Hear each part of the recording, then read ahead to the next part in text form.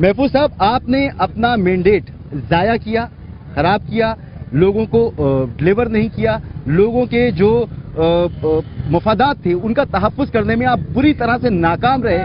और अब आलम यह है कि आपकी इस स्ट्रांग हलके में जहां कोई पार्टी बड़ा जलसा कर नहीं सकती थी, आज बड़ा जलसा हो रहा है। आपके हाथ से रेत की तरह कराची निकलता चला जा रहा है। अफसोस हो रहा है आपको? ये आपकी गलतफहमी है।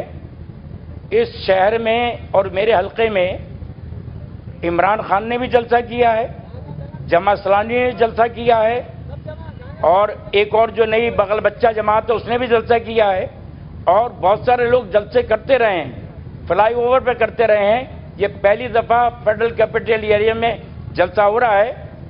लेकिन इस शहर के अवाम इनसे ये पूछ रहे हैं कि 44 साल के बाद आप जब आए हो तो आप इस शहर में आने के लिए सबसे पहले तो आप बिलावल भुट्टो जरदारी साहब इस बात का जवाब दें कि आपके नानाए मोहतरम ने जो शोदा की कब्रें बनवाई थी 6, इस पे आप फातह पढ़कर आएं ताकि लोग ये समझ लें कि आप अब सिंधी बन के नहीं आ रहे हैं, आप इस मुल्क में पाकिस्तानी बन के आ रहे हैं।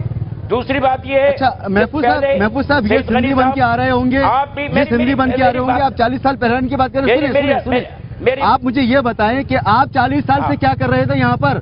आज जो लियाकताबाद का हाल है इस पर शर्मिंदगी होती है। 40 साल से आप क्या कर रहे हैं? शहर की खिदमत कर रहे हैं। हमें कतई शर्मिंदगी नहीं है। हमारा वोटर इंटैक्ट है। इलेक्शन में पता चल जाएगा कि शर्मिंदगी किसको है।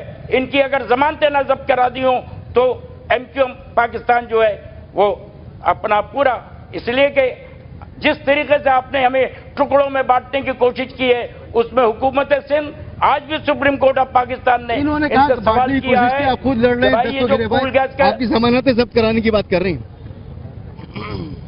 देखें, इनको जरूर कोशिश करनी चाहिए, इनका हक है।